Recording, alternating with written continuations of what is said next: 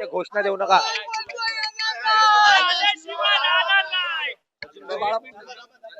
तुम्ही जाताय ना तिकडे.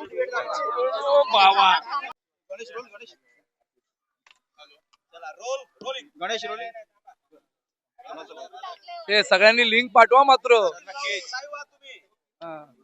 रोलिंग अभिनंदन सचिन भाऊ, तुमचं खूप मोठा मताधिक्याने तुम्ही निवडून आलेलात. विजयाचं श्रेय कोणाला देणार? विजयाचं श्रेय संपूर्णपणे माझे शिवसेना, महाराष्ट्र नवनिर्माण सेना, त्याचप्रमाणे राष्ट्रवादी काँग्रेस पक्षाचे जे तळागाळातले कार्यकर्ते आहेत त्यांचं त्यांचं प्रमुख श्रेय आहे. त्याचप्रमाणे उद्धवजी ठाकरे साहेब, राजजी ठाकरे साहेब, आदित्य साहेब, अमित साहेब या सगळ्यांनी माझ्या प्रचारामध्ये जे आले या सर्वांचं हे श्रेय आहे. सचिन भाऊ, ठाकरेंचा बालेकिल्ला, शिवडीचा किल्ला गड काय म्हणतो? आम्ही जेव्हा फॉर्म भरला ना, मी त्याच वेळेला इथे पत्रकारांनी मला विचारलं होतं की शिवडीमध्ये काय होणार. आम्ही 15 दिवसापूर्वी सांगितलं होतं शिवडी ठाकरेंची आणि ठाकरेंचीच राहणार. निष्ठावंत विरुद्ध गद्दार अशी लढाई होती, कारण समोर तुमच्याच जुने सहकारी होते नाना मोरे. बघा, आजच्या चांगल्या दिवसाला आहे ना कोणाची नावं घ्यायची नाहीत. मी फक्त एवढंच सांगतो, शिवडी, लालबाग, परळ हा शिवसेनेचा आणि ठाकरेंचा बालेकिल्ला आहे.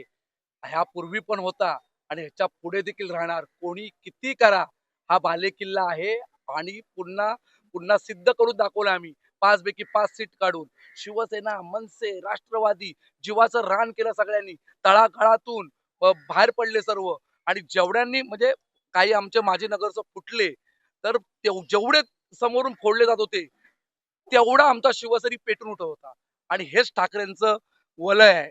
ठाकरेंचा कोणी तुम्ही सैनिक जेव्हा एखादा फोडता तर इतर सैनिक अक्षरशः तुटून पडतात. तेच आमच्या बाबतीत झालं, पेटून उठले सगळे.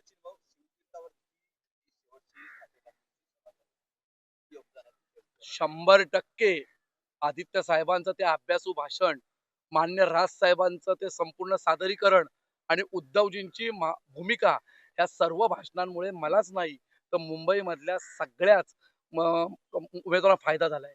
आणि त्यात सर्वात चांगली गोष्ट घडली शाखा भेट. शाखा भेटीला जे म्हणजे राजसाहेब आले, उद्धव साहेब आले, त्याप्रमाणे आदित्य साहेबांची बाईक रॅली, माझ्या प्रचार कार्यालय उद्घाटन रश्मी ठाकरे यांनी केलं.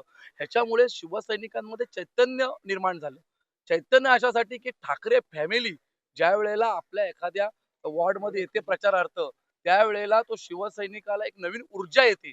आणि या ठाकरे फॅमिलीनी शाखा भेटीमुळे संपूर्ण उमेदवारांच्या ऊर्जा निर्माण झाली. इतक्या वर्षांची पालिकेची सत्ता गेलेली आहे, मात्र शिवसेना ठाकरे गटाने खूप मोठ्या प्रमाणात जी टफ फाईट आहे भाजपला देखील दिलेली आहे आणि शिवसेनेला देखील. बघा, मला काय आकडेवारी माहित नाहीये, मी आतमध्ये आहे.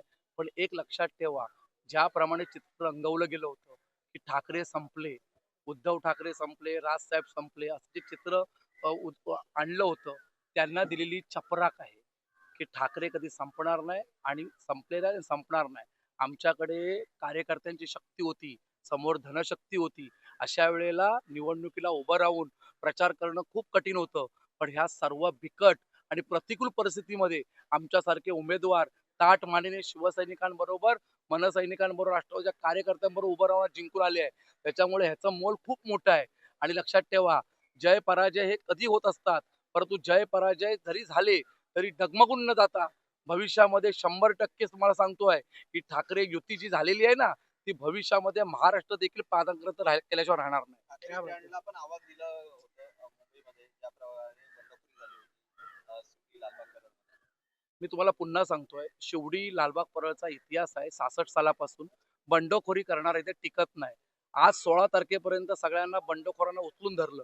उद्यापासून त्यांची हालत काय असेल ना ते त्यांना कळेल.